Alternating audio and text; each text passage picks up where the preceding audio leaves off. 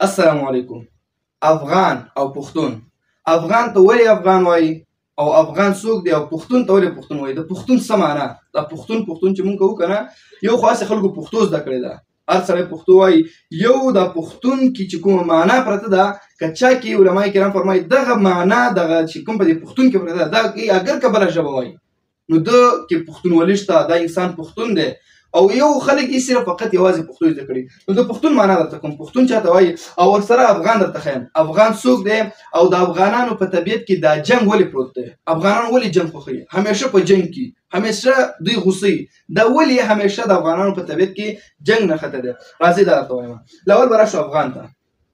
افغان د افغان څوک و؟ نو دا د حضرت سلیمان علیه السلام دوه وزیران ول.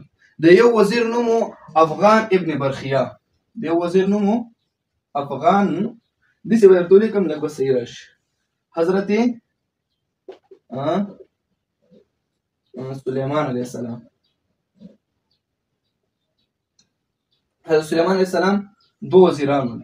د یو وزیر نوم افغان ابن برخیه، د بل وزیر نوم آصف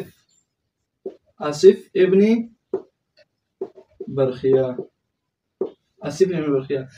دا افغان ابن برخیه چې وو دا پوجي مشر وو، دته به دا وزیر دفاع د جنگي کمانډر وو. څومره فوج چې وو د ټول فوج مشر وو. او فوج یې څومره وو؟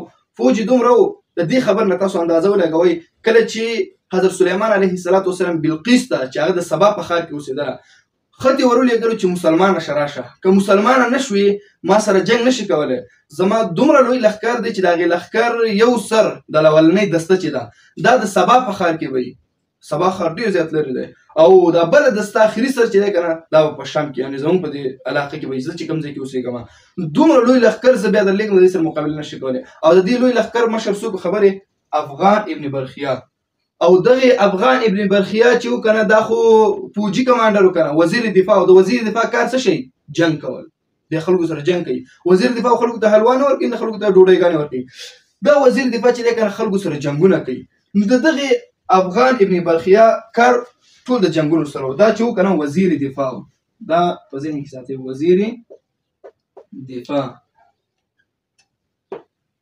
وزیر دفاع. او آصف ابن برخیه څه شو؟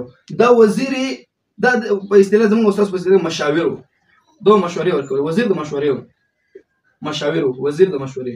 نو ده به سلیمان علیه السلام د مشورې ورکولې. او دا افغان ابن برخیه چې و دا وزیر دفاع و، ده به د خپل ملک دفاع کوله. دا دواړه چې و کنه خپلو کې رونه و، دا هم د برخیه زوی او دا هم د برخیه زوی.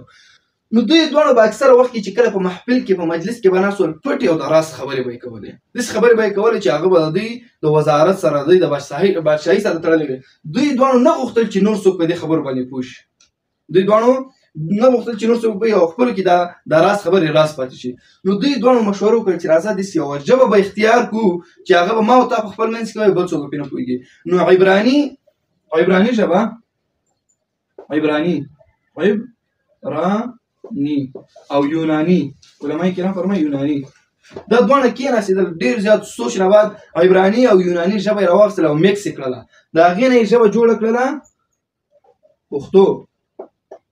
د هغې نه یې د پښتو ژبه جوړه کړه. عبراني او یوناني ژبه یې سره میکس کړله، هغې څه لغتونه یې راواخیستل، څه د یوناني، نو د دې نه یې پښتو جوړ کړه. بیا افغان ابن برخیه او آصف ابن برخیه دوی خو خپله ژبه بله وه، خو دا یې سره میکس کړه. دا به یې د راز کله به چې په مجلس کې ناست ول چې بل څوک پرې پوه نه شي، نو دا د پښتو ژبه به یې ویله، د راز خبرې به یې کولې. نو بیا څه وخت چلېده خپلو منځونو کې.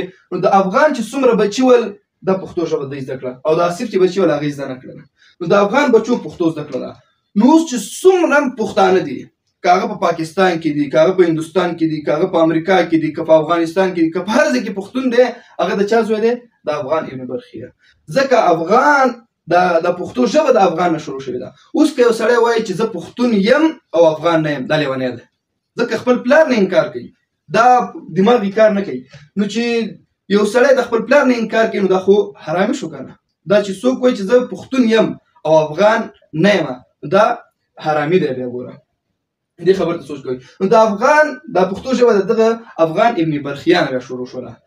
اوس دا پښتو چې د دې پښتو مطلب څه شی ده؟ موږ تاسو پښتو کوو که نه؟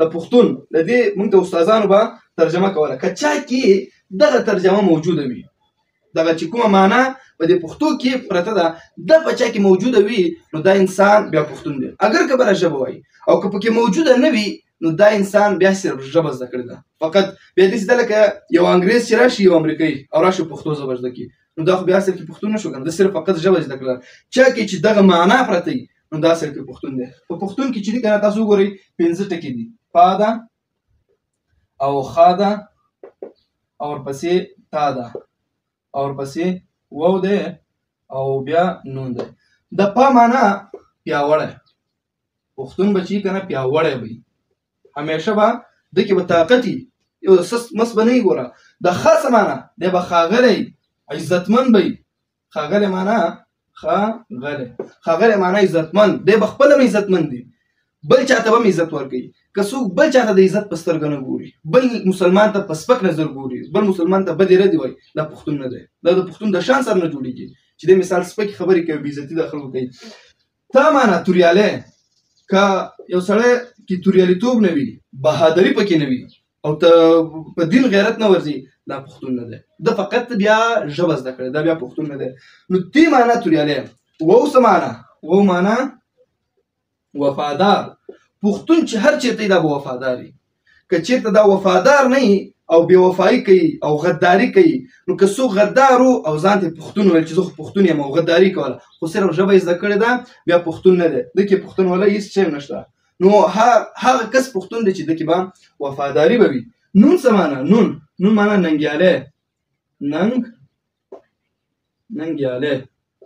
ننګیالی معنا ننګ کوونکی او ملاتړی په خپل اسلام به ننګ کوي په خپل همسایه په خپل مور او پلار په خپل دین په خپل وطن په دې به ننګ کوي په دې به ملاتړي که چا کې دغه کارونه وي خو دا پښتون دی خو که چا کې دا نه کوي دا کارونه نه وي دا نه پښتون دی فقط یوازې او یوازې ژبه یې زده کړې ده نو خدای دې وکړي چې موږ او تاسو کې اصل پښتونولي اصل کوم افغانیت چې دی هغه راکې را پیدا شي